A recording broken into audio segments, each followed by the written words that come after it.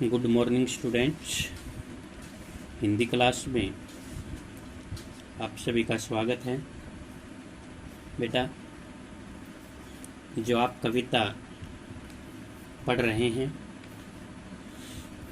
ये कुंवर नारायण द्वारा रचित है। इसमें आपने कल एक पहली कविता इनकी कविता के बहाने पढ़ी थी, जिसमें शब्दों के खेल का दर्शाया गया था। ये दर्शाया गया था कि उनकी जो कविता के जो बहाने होते हैं, कविता का जो रूप होता है, रंग रूप, उन्होंने तीनों से उसकी तुलना की थी, चिड़िया से, फूल से और बच्चे से। चिड़िया के बारे में बताया था कि उसकी उड़ान सीमित होती है, निश्चित होती है, छोटी उड़ान भरती है, वो कभी इस घर में जाती, कभी उस घर में जाती है। और कविता जो होती है वो किसी सीमा में नहीं बनती है, उसमें विचारों के भावों की जो रूपरेखा होती है वो अनंत होती है और वो कहीं तक भी उड़ान भर सकती है। दूसरे में बताया था कि फूलों के बहाने, जैसे फूल खिलते हैं कुछ समय के लिए, लेकिन तुरंत ही वे मुरझा जाते हैं, लेकिन कविता की जो सुगंध है उसके खिलने की, महकने की, वो कोई सीमा नहीं होती उसका खिलने का न दिन निश्चित होता है, न रात निश्चित होती है, न दोपहर होती है। प्रत्येक स्थान पर इसको इच्छानुसार खिलाया जा सकता है। जब फूल मुरझा जाता है तो उसकी जीवन लीला और उसका अस्तित्व समाप्त हो जाता है, लेकिन इसके विपरीत कविता अपनी चमक के साथ चमकती रहती है, दहकती रहती है, मचलती रहती है, और वही चमक उसकी अंत तक बनी रहती है जो उसने शुरुआत में, आरंभ में प्राप्त की थी। उसके बाद अंत में जो बताया गया था कि कविता जो है वो बच्चों के खेल के समान होती है। बच्चों के खेलने की कोई सीमा नहीं होती, और जिस प्रकार बच्चों के सपने जो होते हैं असीम होते हैं, उसी प्रकार कविता भी एक शब्दों का, भावों का खेल है। जिस प्रकार बच्चे घर की सीमा में नहीं बनते, समय की सीमा में नहीं बनते, जिस भी समय उनको खेलने का मौका मिल जाता है, जिस भी घर में, जिस भी स्थान पर वे खेलने लग जाते हैं, उसी प्रकार से, क्योंकि बच्चों के लिए सारी पृथ्वी एक घर के समान होती है, उसी प्रकार कविता भी शब्दों में नहीं बनती है। आगे बढ़ने और अपना विस्तृत रूप पाने की उसे आज़ादी होती है। आज हम उन्हीं की कविता, कुंवर नारायण की जो दूसरी कविता है बेटा, बात सीधी थी, इनका एक संग्रह, प्रसिद्ध संग्रह रहा है, काव्य संग्रह, जो कोई दूसरा नहीं है, उससे संकलित है। इसमें क्या दर्शाया गया है कि हर बात के लिए कुछ नियम होते हैं, हर बात के लिए कुछ नियम होते हैं। जो बात जिस तरह कहनी चाहिए हमें उस तरह से कहना पड़ता है, लेकिन कई बार हम शब्दों के फेर को, घुमाव फिराव को, उतार चढ़ाव को इतना फैला देते हैं कि वह बात सीधी होने की बजाय, सरल होने की बजाय उलझ जाती है, और उसकी तुलना, जो बात की तुलना है वो उस पेच के समान कर दी गई है, जिसके लिए एक निश्चित खांचा होता है, एक निश्चित जगह होती है, निश्चित स्थान होता है। जिस प्रकार पेच, कील जो होती है, उसको यदि हम अनावश्यक रूप से ठोकने की कोशिश करेंगे किसी भी जगह पे, तो उसकी चूड़ी मर जाती है। ठीक है, उसी प्रकार से बात को भी यदि हम बेसमय, असमय या अनावश्यक रूप से विस्तार करके जब कहेंगे तो उस बात में जो सार्थकता होती है वह समाप्त हो जाती है। तो बेटा आज हम बात सीधी थी पर, बात सीधी थी, आसान थी, सरल थी, पर लगाते ही उस पर प्रश्नवाचक चिन्ह लग जाता है। तो लेकिन बात सीधी थी पर एक बार भाषा के चक्कर में जरा टेढ़ी फंस गई। कवि ने ये दर्शाया है कि बेटा कई बार हम अपनी बात को किसी कविता के माध्यम से या मौखिक रूप से कहना भी चाहें, लेकिन भाषा में इतने क्लिष्ट शब्दों का प्रयोग हम कर देते हैं कि वह अपनी भावना, अपने भाव जो हों वो स्पष्ट नहीं कर पाती। कई बार भाषा के चक्कर में पड़कर हम अपनी बात को स्पष्ट नहीं कर पाते हैं और वह बात क्या हो जाती है, पेचीदा हो जाती है, मुश्किल हो जाती है। टेढ़ी जरा टेढ़ी फंस गई का मतलब है कि पेचीदा हो गई है वो बात भाषा के चक्कर में। ठीक है, उस भाषा को हम इतना विस्तार देना चाहते हैं, उसको इतना सभ्य सुसंस्कृत बना देते हैं कि वह टेढ़ी हो जाती है, मुश्किल हो जाती है, पेचीदा हो जाती है। उसे पाने की कोशिश में भाषा को उल्टा पलटा, तोड़ा मरोड़ा, घुमाया फिराया। किसको पाने के लिए? भाषा की जो ऊंचाई है उसको छूने के लिए हर प्रकार की कोशिश करते हैं। जो बात वो कहना चाहता है वो स्पष्ट नहीं कह पाता है और फिर प्रयत्न करते करते बात को उस कोशिश में उल्टा पलटा, इधर उधर घुमा फिरा कर, उल्टा पलटा, तोड़ा मरोड़ा, घुमाना फिराना, और कि बात या तो बने या फिर भाषा से बाहर आए। क्योंकि कई बार हम बेटा किसी भी बात को, जो सच्चाई होती है उसको छुपाने के लिए बात को घुमाने फिराने की कोशिश करते हैं और वो बात इतनी उलझ जाती है कि वह अपना सार्थक रूप जो होती है, उसका जो अर्थ होता है वो समाप्त हो जाता है। तो हमें भाषा को घुमाना फिराना नहीं चाहिए। हमें बात को, किसी भी बात को सहज सरल भाषा में कहना चाहिए ताकि हमें आसानी से उसके भाव स्पष्ट हो जाएं। तो यही बताया है इसमें कि बात, कई बार कोई बात भी सीधी होती है तो हम उसको घुमाने के चक्कर में वो बहुत पेचीदा हो जाती है और उसे पाने की कोशिश में, उसको फिर से सभ्य बनाने के लिए, उस मुकाम तक पहुंचाने के लिए, उस बात को कहने के लिए उसको तोड़ते हैं, मरोड़ते हैं, घुमाते हैं, फिराते हैं और फिर बात या तो बने या फिर भाषा से बाहर आए। अर्थात कोशिश करते हैं कि या तो वो बात यूं की यूं जो हम शुरुआत से चले थे वहाँ पहुँच जाए या फिर उस भाषा के मुकाम पर पहुँच जाए जिसको हम पाना चाहते हैं।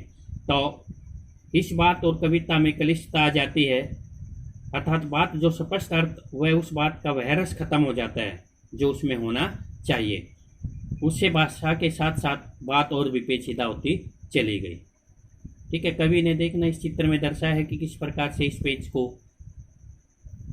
कसने की बजाय जब हम ठोकना शुरू करते हैं तो इसकी चूड़ी मर जाती है। इसके ऊपर जो घुमावदार होता है बेटा, निशान होते हैं, वो साफ हो जाते हैं और इसमें जो कसावट होनी चाहिए वो कसावट नहीं हो पाती है।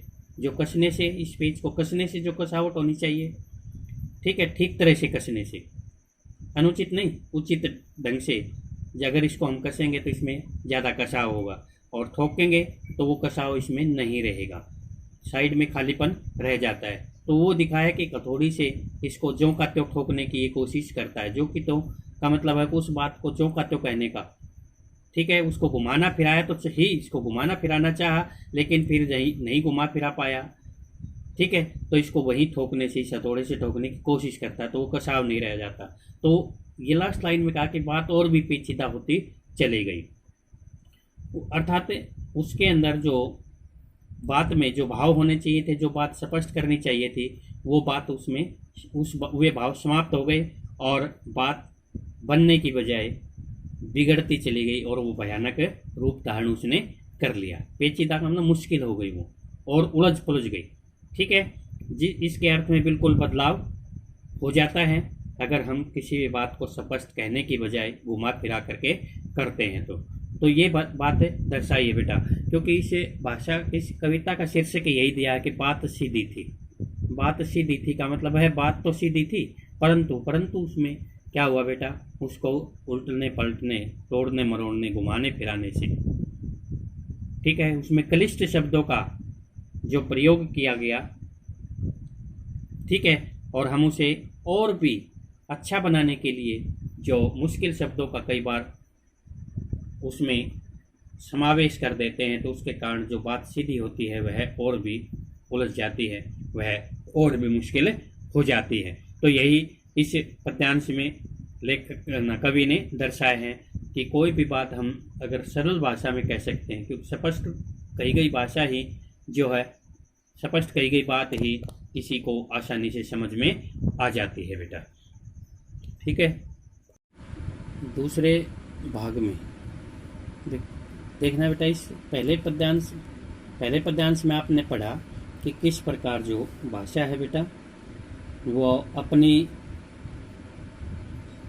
बात को हम जब सहज रूप में प्रस्तुत करते हैं, कहते हैं, तो उसको तर्क वितर्क के जाल में नहीं फंसाना चाहिए, ठीक है, क्योंकि बात सहज रूप से हम जो कह सकते हैं वो सुनने वाले के भी, श्रोता के भी और सबकी समझ में वो आसानी से आ जाती हैं। लेकिन कई बार कवि जो है अस्पष्ट भाव से भाषा को उल्टा पलटा तोड़ता मरोड़ता है, तो उसके ताने बाने में इतना उलझ जाता है कि वह उसमें से निकल नहीं पाता, ठीक है, और भाषा और भी पेचीदा हो जाती है। अब ये दूसरे पद्यांश में देखना, पहली लाइन है, सारी मुश्किल को धैर्य से समझे बिना।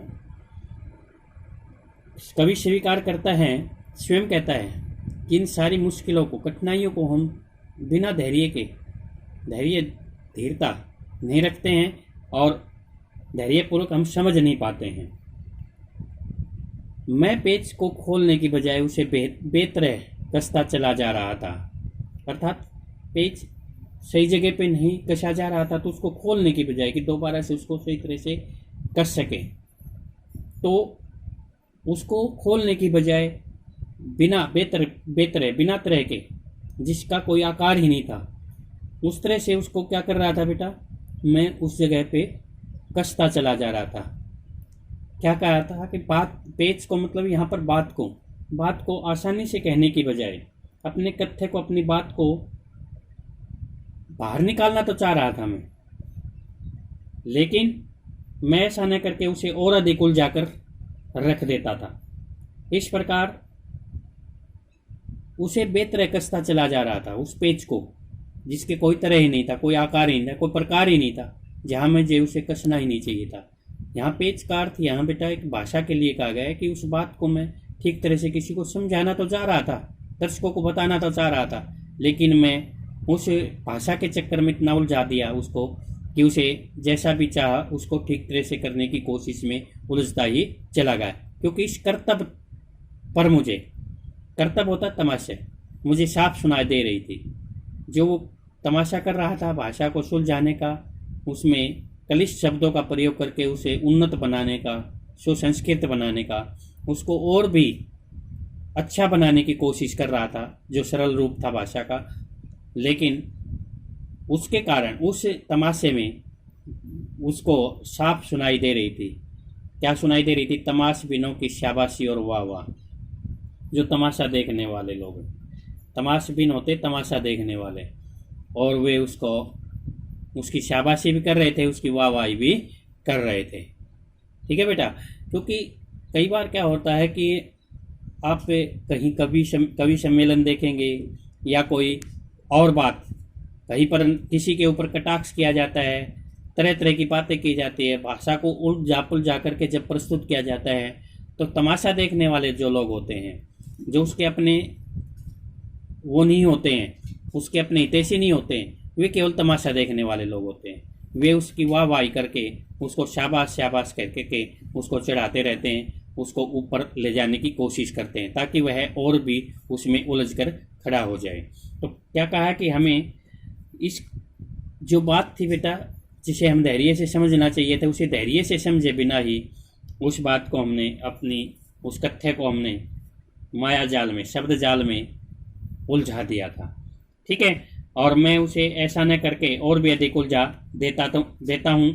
इस प्रकार जब मैं चमत्कारपूर्ण और आडंबरपूर्ण शब्दों का प्रयोग करता हूँ तो क्या करते हैं, जो आडंबरी लोग होते हैं, तमाशा देखने वाले जो लोग होते हैं, उनकी उसको आवाज़ साफ सुनाई दे रही है, वे उसे क्या कर रहे हैं, शाबाशी दे रहे हैं।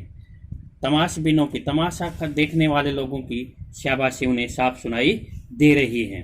तो ये वे शाबाशी देने लगते हैं कि उसकी प्रशंसा करते हैं, वाह वाह शाबाशी देते हैं और वाह वाह उसकी वाह वाह करते हैं, उसको क्या करते हैं, शाबाशी भी देते हैं, क्योंकि उसके शब्द के जो आडंबर हैं, शब्दों के जो दिखावे हैं, जो क्लिष्ट शब्दों का उसने प्रयोग करके कोशिश की है उसको दिखाने की, उसमें उसको ये दर्शाया है कि वो उस बात को ठीक तरह से प्रस्तुत करने की बजाय उसको सभ्य बनाने के लिए, उसको ठीक तरह से बताने के लिए लोगों को उसको बेतरह से ही, पेच की तरह से, बेतरह का मतलब है बिना किसी तरह के, उसको पेच की तरह वहीं कसता चला जाता है। और इस कर्तव्य में, इस दिखावे में, उस तमाशे में उसे साफ सुनाई दे रही थी किसकी बेटा, तमाशबीनों, तमाशा देखने वाले, आडंबर शब्दों का जो आडंबर जो देख रहे थे लोग, वे उसे शाबाशी भी दे रहे थे और उसकी वाह वाह भी कर रहे थे। आखिरकार वही हुआ जिसका मुझे डर था। आखिरकार क्या हुआ बेटा, कि वही हो गया, क्या हो गया कि जोर जबरदस्ती से बात की चूड़ी मर गई और वह भाषा में बेकार घूमने लगी। आखिरकार वही हुआ, अंत में वही हुआ, अर्थात शब्दों के जाल में वो ऐसा उलझा कि जो सरल रूप भाषा थी, सरल रूप थी, भाषा का सरल रूप था, वो समाप्त हो गया था और वह भाषा सरल न बन करके ऐसी मुश्किल बन गई कि उसका जो अर्थ था, उसका भाव था, वो जो बात का ढंग था, वही समाप्त हो गया। देखना, ये जोर जबरदस्ती से बात की चूड़ी मर गई, ये पेच शब्द है, ये यहाँ प्रयोग हुआ कि पेच को वो बेवजह कसता चला जा रहा था, ठीक है, जो जिसके लिए उसका उचित स्थान ही नहीं था उसके लिए।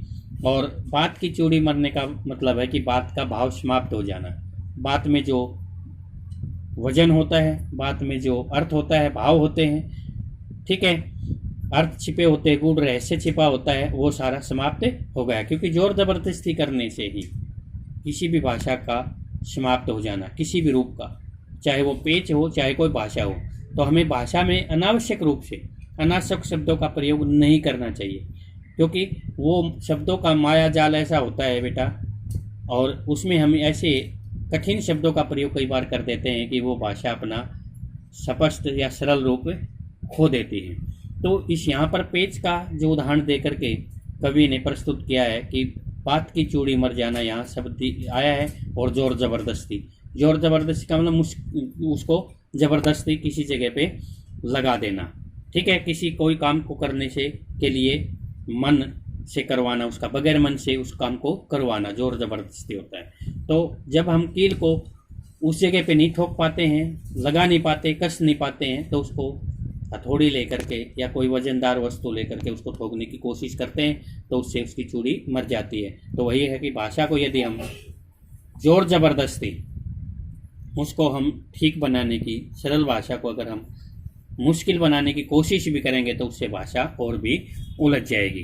तो बेटा यहाँ तक के ये 2 पद्यांश आप आज हुए हैं, इसके आधार पे आपको छोटे प्रश्न कल लिखने के लिए दिए थे, उससे आगे आपको लिखना है, बात सीधी थी पर इस कविता के कवि कौन हैं। बात सीधी थी पर इस कविता के कवि कौन हैं। अगला प्रश्न है, सीधी सी बात किसके चक्कर में फंस गई।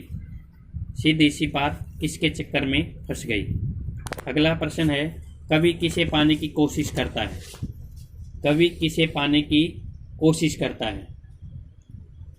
अगला प्रश्न है, बात बाहर निकलने की अपेक्षा कैसी हो गई। बात बाहर निकलने की अपेक्षा कैसी हो गई।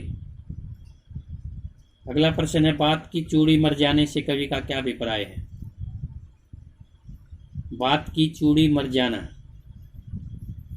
ठीक है, बात की चूड़ी मर जाना, ये जो दिया गया है इसका क्या भाव स्पष्ट किया गया है। अगला प्रश्न है बात की पेच खोलना से क्या अभिप्राय है। बात की पेच खोलना क्या इसका अभिप्राय है। अगला प्रश्न है कुंवर नारायण जो इसके कवि हैं, इसका जन्म किस सन में हुआ था। कुंवर नारायण का जन्म किस सन में हुआ था। अगला प्रश्न है कुंवर नारायण द्वारा रचित प्रबंध काव्य है, उनका जो प्रसिद्ध प्रबंध काव्य है वो कौन सा है। अगला प्रश्न है कुंवर नारायण को किस कवि के नाम से सम्मान मिला था। ये तो कल लिखवा दिया था बेटा, इसको छोड़ देना।